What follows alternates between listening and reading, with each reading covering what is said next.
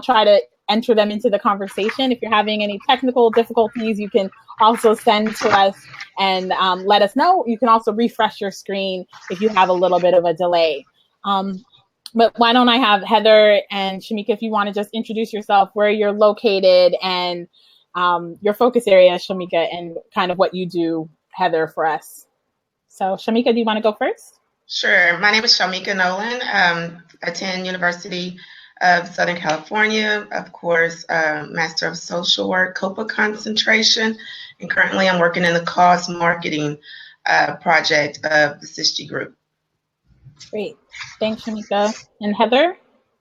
Hello, I'm calling in from Spokane, Washington today. I graduated with my master's in social work in August of last year. I was also a SysG intern for 3 semesters, and I'm now leading the cause marketing work group as well as doing some consulting work with the NARA. Great. And if you have questions, you can go ahead and type them in the chat box and I'll try and introduce them. But for now, Eric, why don't you introduce us to who is Erich Pica? Who is Erich Pica? That's always a fun question to start with.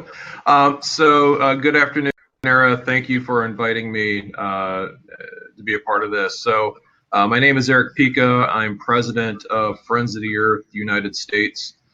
Friends of the Earth is a national environmental advocacy organization. We're part of a larger international network that has Friends of the Earth groups in 74 countries around the world.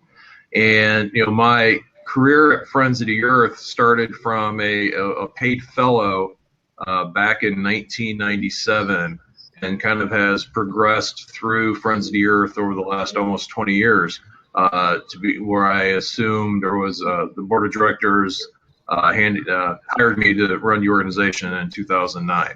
My overall background is in political science, international relations, economics, and environmental studies.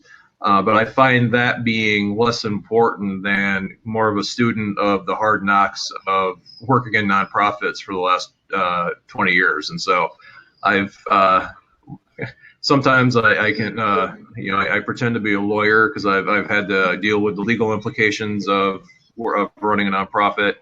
Sometimes I'm a lobbyist. I've lobbied on Capitol Hill for many years. Sometimes I'm an economist trying to understand the economic data. And so it's just been 20 years of, I think, consistent learning and figuring out how to evolve as advocacy has evolved, as the issues have evolved, as well as kind of how I've evolved personally over the years.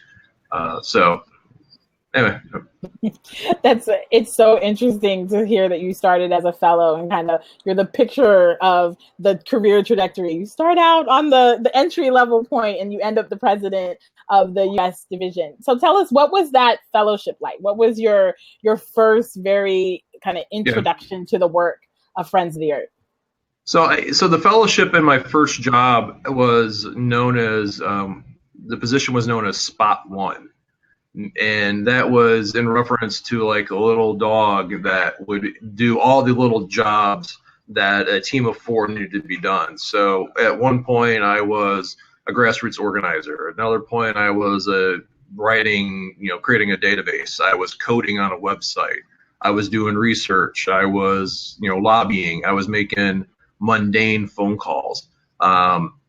To Capitol Hill or to members. I was photocopying for people. So, as a fellow and then as kind of an entry level staffer, literally I was somebody who, was given tasks by everybody who needed either some sort of admin support to get their jobs done. And so, it was at the time I loved it because I was learning.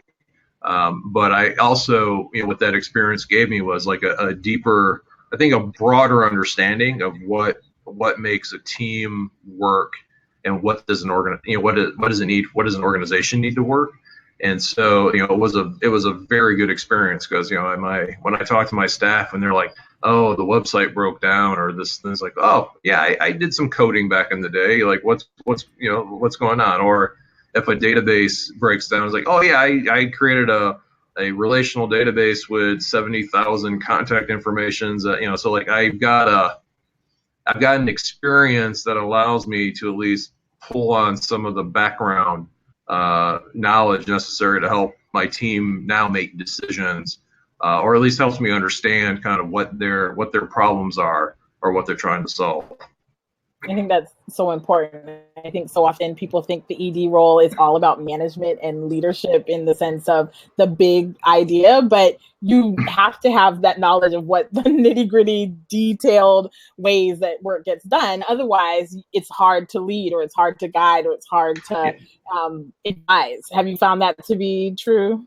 Because I think without having context about what each person's role is in the organization, it's hard to kind of, unless they're really good at describing a problem, it's hard to kind of then figure out what the solution is. And so, both, I think, there's some frustration to my staff, when they come to a problem, like, oh yeah, I dealt with that like 15 years ago. So let's figure out what we need to do.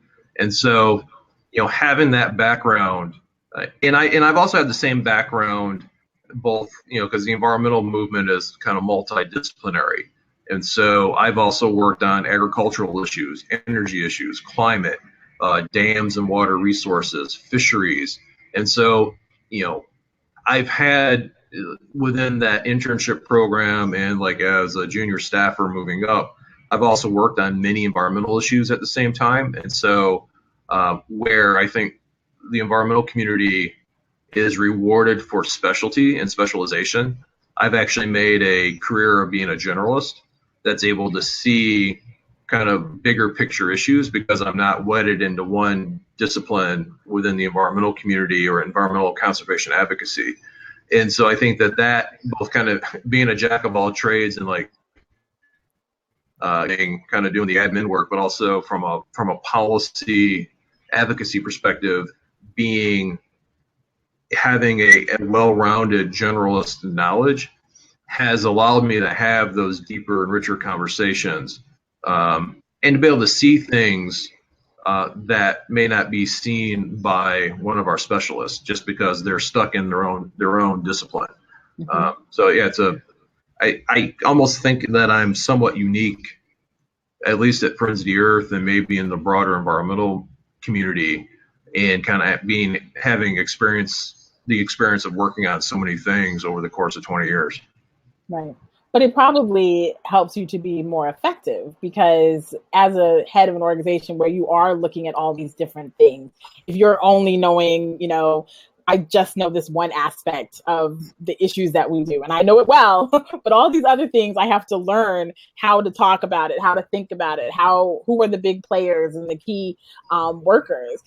It makes it, I guess you said, like, people have to really explain a lot. And I find that not everybody's good at that explanation. Yeah. So being able to maybe not be an expert in all things, but be knowledgeable enough about all things probably helps some with that role. When you think back, go ahead. Yeah, no, I think that's right. And I think that not only in explaining, but also being able to see the forest through the trees. Because if you get so specific because you're so specialized, you can go down rabbit holes that may not be the right course, but you go down them because that's where your specialty takes you. Or because you're so specialized, you fail to look at the broader kind of intersectionality of how one issue impacts, how water impacts agriculture and land and climate change, right? You could just focus on one area and miss all the other kind of intersectional pieces. And so I think having a generalist knowledge, at least in the role I have now, kind of allows me to see around certain corners that our more specialized staff may not see because of how focused they are. Right. And it also kind of lends to something I always say with our work that no like social good really happens in a silo. So it always requires this aspect of collaboration. So even if you are taking on a particular lens on a problem, you always have to think about how to collaborate and how to bring in others to that work. Yeah, and I think it's even more, that's right, Tanera, and I think it's even more important now given the political moment we're in, where, I think intersectionality is the new advocacy buzzword. And by that, it's the interrelationship between environmental issues with racial justice, with social justice, with economic justice, and a whole slew of other, kind of other important concepts that are now floating in the American psyche, at least within the kind of the larger, I would say, the progressive community. And so I think being more of a generalist, being able to see the bigger picture because you're not kind of so specialized, also lends to the thinking that is required, at least in this moment in time, if you're contemplating creating what I think a lot about, which is creating real political power within the context of social movements and advocacy. Yeah, those points about the current climate, of course, we have a new administration here in the United States. Someone typed in wanting to know about the current political debates or conversations on climate change. How's that impacted your work, and how do you see kind of the role of Friends of the Earth moving forward? I mean, it has, I think it's forced us, Friends of the Earth, I think the broader climate movement, to really rethink what our goals are and what we're trying to do. Underneath the Obama administration, we were very much pushing forward positive solutions or positive policies to impact climate change, whether it was the clean power plan or more fuel efficient cars or promoting more renewable energy. I think with the Trump administration, what we're looking at now is how to use litigation and other advocacy tools to really slow down the administration's capacity to roll back those policies, but also, how do we take this moment to organize a larger movement to push stronger in the next year, 2, 3, 4 years, within the context of Congress, within the context of the states and local governments. And then I think the other piece is, how do we use this moment, particularly with the appointment of a Rex Tillerson, the former head of Exxon, to the State Department, potentially Scott Pruitt, the former Attorney General of Oklahoma, Rick Perry, the former governor of Texas. How do we use this moment to tell a story that this is kind of the last gasp of the fossil fuel economy, and that's being represented by these both Trump as well as his appointees that come from the oil and gas and coal industries. So it's kind of one could say that the fossil industry is now trapped in a corner because of market economics, climate change. This is their last ditch effort to kind of lock in at least some fossil fuel production, a decade or two longer than what it would be in underneath other circumstances. Right. And it gets tied in also with this like conversation around jobs and what does that mean? And so I think your point about the intersection and being able to make sure that you're seeing these issues from all those different angles probably is even more important at this point, to make sure that you're sharing your knowledge, you're sharing your ability to understand how these problems intersect with other local dynamics and other issues that people are working on. Well, I would add the other piece is that any type of transition is going to, particularly global warming and climate change, there are going to be communities that are going to be impacted in a negative way by the warming that's already occurring. Then there's going to be communities that are going to be impacted by the transition from fossil fuels to renewable energies, to energy efficiency, to different types of different, more renewable energies. And, we have to be, as this kind of economic transition takes place, we have to think through kind of how we're going to treat these communities in a respectful, mindful, and just way.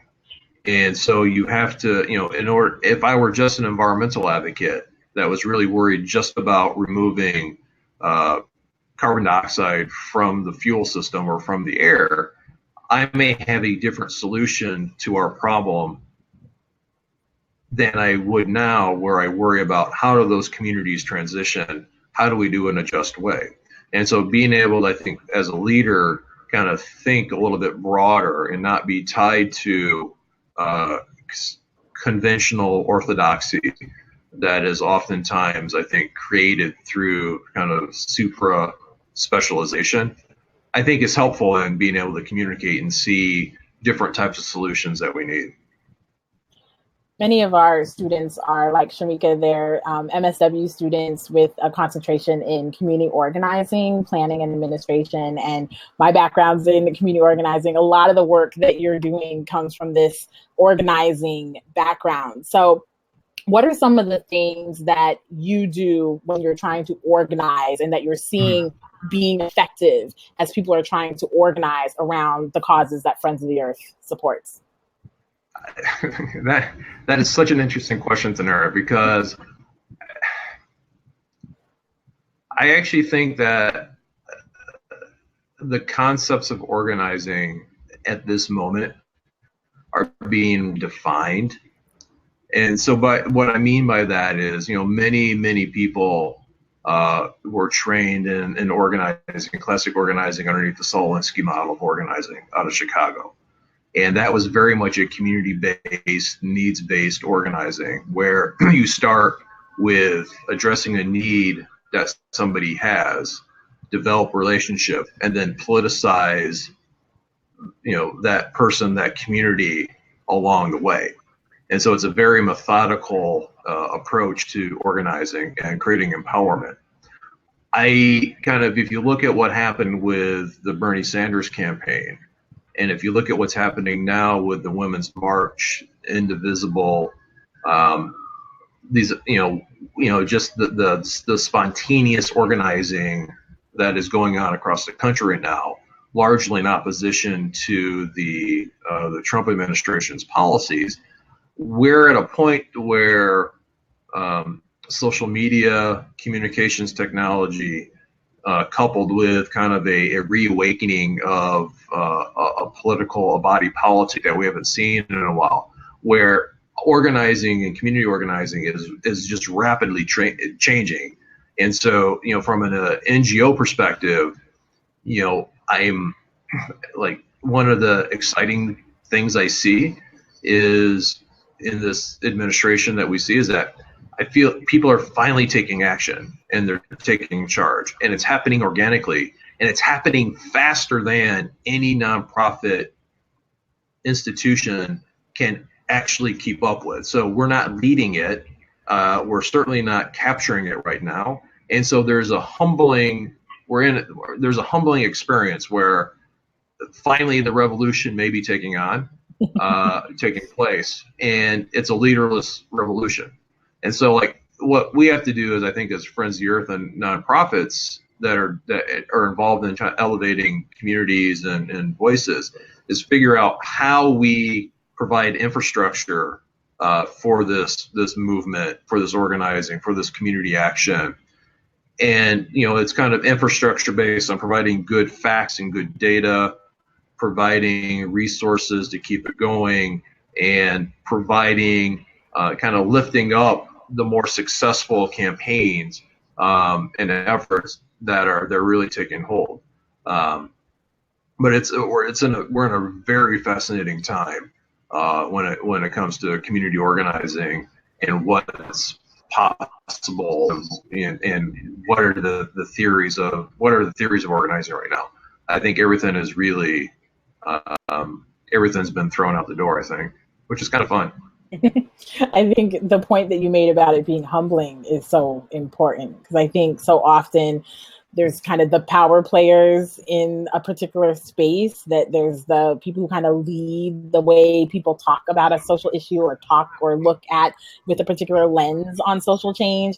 And with these things that are kind of grassroots and bubbling up and changing that, now there's this, you need to be accountable to the people who are every day impacting and impacted or connected to these problems. And we don't just want you to listen. We want you to be an ally. We want you to support our view on this problem, which I think shifts that dynamic. And I think we talked about this in our supervision a couple weeks ago, that ability to provide good statistics, good research, good data to make, when they get up and speak or they have a gathering, they can pull from the work that we've done and use that as a kind of stepping stool, but not feel like they have to brand or work behind some kind of infrastructure that has been arbitrarily created through a nonprofit. So I really appreciate that, because I agree. I have that kind of community organizing background where you have this particular methodology or that long-standing nonprofit tradition where there's a power dynamic to the way change happens. And I'm excited to see the ability for these conversations to happen to people who are really passionate about it, and less of just this kind of negotiation that happens behind the scenes. And I think probably social media plays a large part into that. How have you seen, I mean, if you think about your work over the past 2 decades or so, when we started, there was no social media. And I think about like how we used to create change or awareness around things. And today you can literally get on, right now and say something, and it creates a moment, it creates a movement, it creates a conversation. How has that changed the work that you've done at this organization? Yeah, I remember like actually filling out and printing out postcards and sending like 10, 20,000 postcards to our members to get them to an event 3 or 4 weeks down the road, right? I remember standing at the fax machine and sending hundreds of faxes out to people, kind of notifying them of an event a couple weeks ago. We just held a member training event last night that we broadcast and arranged and put together in 24 hours, that had 200 of our activists on, getting some trainings about how to participate in town hall meetings that are happening next week and during the congressional recess. So like the capacity to organize, to get information out instead of days and weeks is now measured in the course of hours. And it's kind of it's exciting. But what it also, the thing that I've learned and I'm comfortable with is that because the pace of change in communication is so much faster than it was 5 years ago, 10 years ago, 15 years ago, is that you also gain a higher tolerance for risk and a higher tolerance for error. Because, when you were typing a fax out or sending out a long letter to your members that had to go through first class mail, because that's the only way you could do it, you had to be almost perfect because you had one shot at communicating. Whereas now with social media, you throw a tweet out there, you do a Facebook post or an email, and if it bombs, you just reload and send something out 6 hours later, right? And so, you look at your unsubscribe rates, and then you say, oh, it's not that bad, let's just go again. And so like there is kind of a higher quotient, a higher risk reward quotient in communicating now than what there was, at any time since I've been doing advocacy. And so that I find exciting as well, because you can test, experiment, take risks, and they're not catastrophic risks. It's not like if you did a mailing that cost you $20,000 that was on something very controversial 15 years ago, you would lose out that $20,000 worth of resources you spent to do it, to send out to your members. You can do an email now for just the cost of staff time, send it out to your list, understand within 3 hours if it's successful or not, then kind of make changes and move on and improve. So it's really communication, social media, kind of the ability to connect people with each other is really kind of awe-inspiring. But kind of with that, and this is the caution for running and leading nonprofits, what social media has created is potentially an existential threat to institutions and organizations. And by that I mean people now have the capacity to self-organize at a pace that has never before been seen. People also have the capacity to self-fund issues and their advocacy through Kickstarter and other types of financial mechanisms. And so, unless an organization is relevant and current, the disruptive capacity of social media technology, of social media, could make a nonprofit obsolete to the needs of the communities that you're trying to serve, unless you've been able to adapt to the changing women. So that is, and the other thing is, like, information now is, we carry our cell phones around, our mobile phones that have data. We have access to the entire world's knowledge in our back pocket. And so even that kind of proprietary access to knowledge that fueled NGOs and advocacy organizations, over the last 50, 60, 70 years, that information is no longer proprietary and it's easier to get. And so you have to figure out how, as a nonprofit, how do you add value to these conversations and to this knowledge, and to kind of what is now a much more liberalized flow of information, data, and communication. So that would be the flip side, is the danger that it also presents to nonprofits right now. But there's some value in that.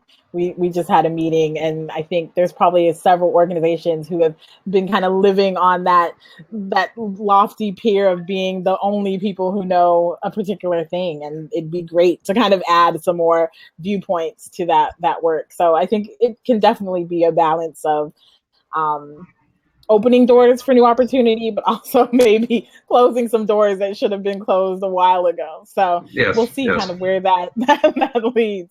I do want to give everyone else a chance to ask questions. I've been monopolizing the first half of this conversation. Shamika, Heather, did you have any questions for Erich? Go ahead, Heather. I do, actually, Erich. Thank you so much. This is such a great conversation. Just kind of piggybacking on what you just mentioned about the availability of information, how you can, access people so easily. Have you seen, especially since you've been in this field for, you said 15, 20 years, a difference in engagement? Because now people can like your Facebook page, follow your stuff, and all of a sudden they're like following Friends of the Earth first, but they're not necessarily, I guess we call them like armchair activists, versus people in the past who were, you were spending $20,000 to send out mailers, but they were really dedicated. So do you see a difference in engagement? And if so, I guess I'm hypothesizing maybe lack of engagement. How do you kind of get on the top of the curve to keep people engaged, keep people connected, so they're not going off, like what you said, funding their own projects and kind of leaving you in the dust? I mean, and what's interesting is I think I would have answered your question differently, Heather, before November 8th than I would now. And so I think kind of prior to November 8th, I think many nonprofits that do advocacy got stuck in the collectivist mindset, where, it was easy to send emails out. They signed a petition. They sent a prefabbed email to their member of Congress. They gave us money. And that was the extent of the advocacy, right? I think post November 8th, given what I consider kind of the existential threat to this country's morals and values in after the Bernie Sanders campaign in particular. I think we have solely underappreciated the need, desire, want by people around the country as well as around the world, frankly, to engage in deeper activism.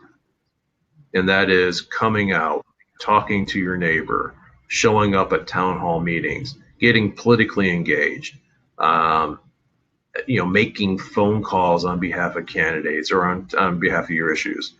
And so I think that there's been a reawakening of kind of that activism that any particularly membership-based organization, and I consider ourselves a membership-based organization, if we don't take advantage of that or kind of slipstream into it, we are doing our mission a disservice, we're doing our donors a disservice, and we're doing our members a disservice because people want to get engaged now. They want to be a part of something bigger, and this is the moment we're in. Well, I actually appreciate that silver lining and I think this is where your experience comes in really handy, because I feel like it's a marriage of, like you said, I like the term collectivism and really old school grassroots community organizing. And so they're coming together now. And like you said, people are being inspired to do more. So I appreciate that. Thank you. And I think the final point is that, there's going to be a bunch of people who just only have time for collectivism. And so, I think organizations need to figure out what their ladder of engagement is to be able to bring people to this place where they want to be engaged within the organization and then kind of with the outside. And so we just gotta, we had to be able to test the limits. We should be willing to test the limits of what our members will do. And then, if we want them to go get arrested, outside the White House, I've done that before, so I'm not asking our members to do anything that we haven't done before. I've seen the pictures. Asking them, without any training or asking them without any, they probably won't do it. But if we have a ladder of engagement, that if that were our goal, and we plan through that, we could get a number of our activists to do that. I'm almost certain. But we have to be deliberate and conscious of kind of how you bring somebody from a collectivist background up to that type of action, which is, that's not an everyday thing. And so that's probably the extreme of what we would ask a member to do. But, I think that's all possible now, given this moment. Great. Shamika, did you have any questions before I take any from the audience? Yes, I do. After the election, it seems like the organization had to go back to maybe back to the drawing board type of feel. So I was just wanting to know, between the Obama administration and everything was full steam ahead, to the Trump administration, where it seems like there was a lull of such. What were some of the greatest challenges that you guys went through during that period? Because it seems like now things are starting to level off. You're getting some footing. So what were some of the biggest challenges that you guys faced? I hope it appears that things are leveling off. I feel like we haven't figured out how to deal in this environment that we're in. I think from Friends Year's perspective, one of the things that we did is I reorganized. I did a reorg in January, impacting 4 of the 6 or 7 departments that are in the organization, because we are structured underneath one administration, and our structure kind of fit that form, fit what we were trying to accomplish. With the election of Trump, there's a lot more grassroots activism going on. There needs to be a lot more of an outside the Beltway game, outside Washington, D.C. game. And so we created an organizing department. We created, we're restructuring our communications team to be much more aggressive and proactive out there. Our climate and energy campaign was more federally focused. there's actually no possibility of getting something done federally right now. And so all of those campaigns that we ran and all of those staff we had need to be retooled because it's much more localized work now and state level work, and it's a different type of work. So, I think as being a leader, one of the things that, and, it sucks to reorganize organizations, right? Because people are moving, you're letting staff go, you're bringing new ones on, but there is a fidelity to your mission that you have to have as a leader, that you have to be able to see, organizations become extinct because they fail to evolve to the changing times. And so as a leader, you have to be willing to recognize and see where change is coming and then pivot the organization to best adapt to the change. And so, we're still figuring it out, what we need to be doing in this moment, because this moment is greater than any one institution, any singular movement to really deal with, at least right now. But I think we've started making the right moves to orientate ourselves in a better way organizationally to be a positive contributor to, whatever this resistance movement is that's growing, to confront some of the isms that is the Trump administration. Mm-hmm. So it sounds like it's exciting, this new era that we're in. I had another question. The Lynskey model, do you find it now just as effective as it was, or are you moving toward a different type of organizational model? I wasn't a big believer in Olinsky, so I don't think we actually used the model, but it's a kind of the classic training of, if the Midwest Academy out in Chicago is kind of really based on the Olinsky model. Acorn and its some of its predecessors or successors are based on Olinsky. I just finished the book by Becky Bond and Zach Exley called Rules for Revolutionaries, which kind of really challenged Olinsky based on kind of the slowness of the organizing that requires kind of to do the one-on-ones and to kind of build up. And so, I'll refer back to the Sanders campaign, what they started talking about within kind of a social democratic framework about corporate power, the ills of capitalism, the need for greater justice and equity. Olinsky, starts here and then builds up to maybe that moment, and then you go forward. What the Sanders campaign showed us is that people are ready now, and people want big asks to get motivated around and to organize around and get excited about, right? Whereas the Olinsky model is much more kind of on the individual basis, mm-hmm. On a mutuality of kind of concern. And so I personally am much more attracted to the organizing model where we ask big things of our members and of the populace, and then we kind of move forward with those who are willing to go forth with that. Because I'm kind of, and I think that's what's actually going on with the Women's March. That's what's going on with Indivisible. That's what's going on now with, any number of the movements that are being created here in the United States, is that people are understanding that there's a bigger thing that we're fighting for, and they're willing to do things that they normally wouldn't do to achieve or to fight for these bigger ideals. And I think that's the difference between kind of where we're at now and what Olinsky, how he trained and what he did. So, thank you. Any other questions, the two of you? There's a few from the audience.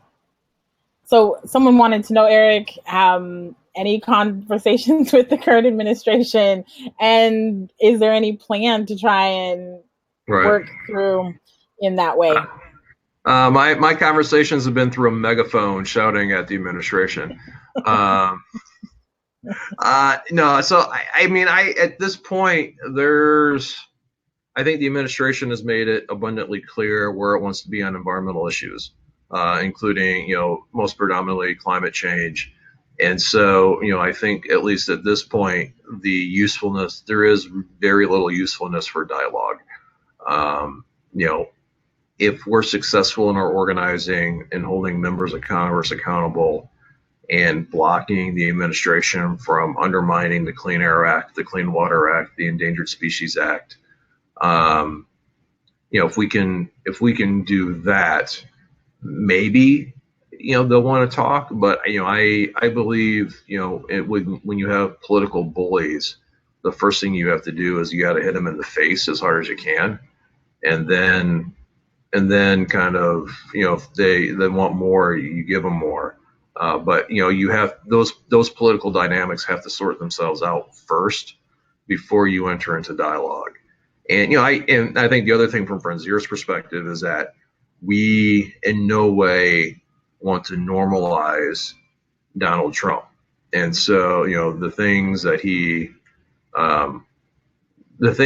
beliefs that he espoused in the campaign, as well as he espoused now as president, the xenophobia, the Islamophobia, the misogynism, the racism, all of that stuff is an affront to the values that we hold as an organization. And I do not want to be an organization that recognizes that power and how he came to power and normalizes those beliefs in the American in our society. And so, even if we punch him in the face and he asks, we come to, I'm not even sure we would do it then, because of what he has, how he came to office, and what his administration is espousing is a kind of a moral affront to how we believe the world should be run and operated. That's so important, because I think sometimes in these roles where you're working on social justice issues, we can sometimes get swayed by just trying to be a little bit on the political correct space and not calling a spade and being an advocate for all, and really, seeing that quote where like an injustice somewhere is an injustice everywhere type of thing, and being really behind that. So kind of two questions from the audience. Someone said, do you need volunteers? She likes megaphones. And someone else asked, like, what are the few actions that everyday citizens can do to support Friends of the Earth? So you've mentioned a couple of times your activists and the role. And I've like I said, I've seen the pictures of you arrested. How do you engage people in your mission who are just maybe at home passionate about what's happening, or wanting to make sure that the EPA still calls climate change? How do they get involved in the work that you're doing? Well, I think, the easy answer is to go to our website, www.fo.org. A lot of menu of options there. But moving from the trite kind of branding website thing, I think that members of Congress go home every few weeks to their districts, and they have town hall meetings. And what we've seen with Indivisible, as well as the Town Hall Project, is that these members of Congress who oppose healthcare, who oppose immigration, who oppose any climate change, any number of things, they're afraid to actually defend their beliefs in front of their constituents. And so if you're trying to get engaged, they're going to be having town hall meetings. You don't have to ask them a question, because I know that's a nerve-wracking thing to do. But showing up at a town hall meeting and applauding or booing when your member of Congress answers a question, right or wrong, sends a very strong message. Because you send, I could ask you to, join our email list, and we'll send you emails you can click on, and you'll shoot an email to a member of Congress's, and that'll get thrown into a bulk folder, and maybe they'll get you a canned response. I can ask you to make a phone call to your member of Congress, and that does work. You can light up their phone lines where they can't get work done.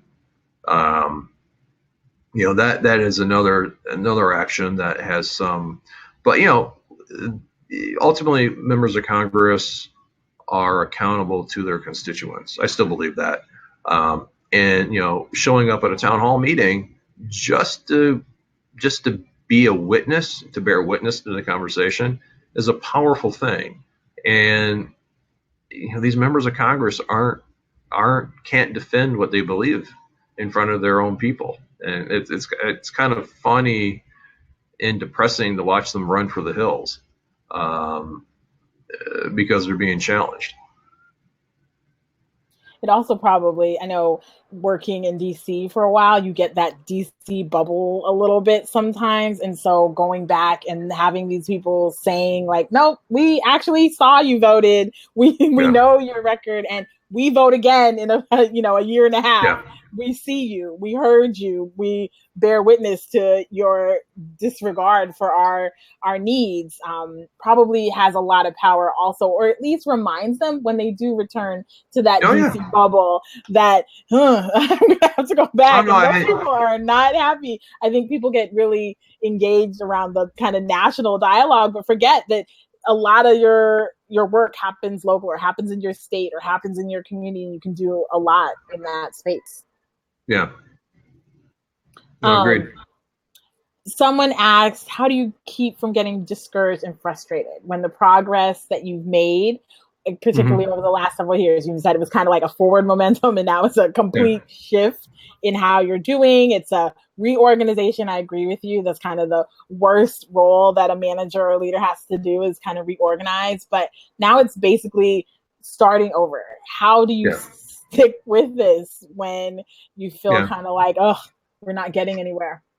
I mean, and I guess I've used the word humble previously, but the environmental movement and the larger social justice movement, we've been working on, the environmental movement is about 50 years old, and over the last 50 years we've gradually made progress, and we haven't solved all the issues. And so part of me is that there's a humbleness knowing that I am trying to push the ball up the hill, or the boulder up the hill, just a little bit further, and maybe I won't get it as far as I need to this time around, but my successor will have a better opportunity. So that's part of it. The other, so there's like the long game. There's the long game view. For me right now, what's really energizing are two things that have been unleashed by the election of Trump. And that is, we talked about the first one earlier, is this organic grassroots activism that's happening around the country. Like, if you're not just excited about the energy that's out there, then you should be doing something else, because it is like, I was down at the Women's March. I've been paying attention to all these town hall meetings and just the energy out there. And it's like protesting in DC is the new brunch, right? The new Sunday brunch. And so like, it is energizing to see what's going on. I think the second thing which I find energizing is that, over the last 30 years, I think social progressive progress has been really placed in a smaller and smaller advocacy box because of the rightward movement of the Republican Party as well as the Democratic Party. And so we're actually in a moment now where all of the conventional wisdom and the zeitgeist of the time is being blown apart. And which means that you can actually go back to basics and really start advocating what you want to see versus what you think is politically viable. Because I think there's no longer a definition of what's politically viable in this moment. And so I find that quite intoxicating and kind of a joyful moment to be in, because we're groups who choose to embrace this moment are no longer, I think, hamstrung by kind of the compromises, the conventions that have been developed over the last 30 years. And that's mainly because Trump is such a disruptive force in the political environment that everything's back on the table. And it's not only back on the table, but we can go far further than what we even thought was possible in kind of re-educating and repoliticizing the social movements that are arising. So I get really excited about those two aspects. We're going to lose some really big stuff. So don't, I'm not going to be Pollyannish about, we're going to lose big on some really important things. And, we'll have to mourn those losses, and we'll have to fight like hell so they don't happen. And then we'll just have to hold people accountable when they do occur. But the new space that's been created for advocacy is potentially quite powerful. Yeah, I think your point about it being exciting, I think when you work in this space a lot, you after a while feel like you're in this little silo of people who similarly think this way. And it's exciting for me to see people who don't work in this space, who are not the nonprofit folks and the social workers that are in my circle, but the people who are your like capitalist, like for-profit people who are also passionate and getting involved and advocating in ways that have been more aligned with my work. Yeah. That's also a little bit encouraging. It's sad that it takes someone being, really disruptive, like you said, and like pushing and saying things that are kind of the worst in society to energize people. But the fact that hopefully we can kind of capture that and use it as a chance to inform people and educate people about the work that we've been doing for years and get them to maybe listen. I think also there's some opportunity in that loss that you now can tell someone who wasn't paying attention to things about the environment in maybe their lens on something else that, hey, this also matters and this is why we're saying this, and maybe get them to think about innovation in this space in ways they haven't. So it'll be interesting to see. And it's, we're at almost the end of our time, and typically this conversation focuses so much on like the career trajectory, but because of the like everything that's going on and your role in activism, we've really kind of centered on that. So I probably will have you come back maybe a year or two from now, and we'll talk about your career. And then if the environmental movement is still able to succeed under whatever administration we're under at that point. But I do want to ask kind of one question that I always do include in this, which is, what is one piece of advice you would give to someone who's looking to work either in this field or particularly in a role running an advocacy organization? Yeah, and I said this I've said this word probably 3 times, is humble. And so, I hire people who are smarter than you, and be humble enough to accept their opinions and to process through what they bring. Because I think, and I try not to do this, and I may not be perfect, but I think as a leader, it is incumbent upon us to allow for a robust conversation to take place, and to not in some ways kind of prejudge it and preload it, particularly as we exist and are operating in an environment where nobody has the answers. And so there is, I think, a humbleness that's required to kind of bring the best out of your team. And then I think the other piece is always, as a leader, to trust your instincts. Some of the worst decisions I've ever made is when I haven't trusted my gut. And there is still kind of a, whatever it is, that little pituitary gland that kind of just shoots the hormones to your body. There is a truth serum there that when I've gone against my instincts is when I've made the kind of the most detrimental decisions for the organization. And so I think those two are, figure out those two, and you've gotten the secrets of some of the secrets of leadership. So it's like, on one hand, trust that you know what you're doing, but be humble enough to know that you don't know it all, and Yes. in that balance. So such really great points, and we're excited to see what happens with Fo and with you over these next couple of months. I think you've gained several new advocates who will be looking to you for training and advice, and maybe a megaphone or two over these next couple of months to continue the fight with you. Megaphones are surprisingly cheap right now, so go buy one and have fun. I don't think I've ever used a megaphone, but I may take you up on that. But thank you so much for your time, Erich. Thank you, everyone, for joining us. If you are watching the replay, you can type a question in the replay, and we'll send it to Erich and try and get you the answer. But thank you all. Have a great afternoon. Bye-bye. Great. Thank you. Thanks, Leonard.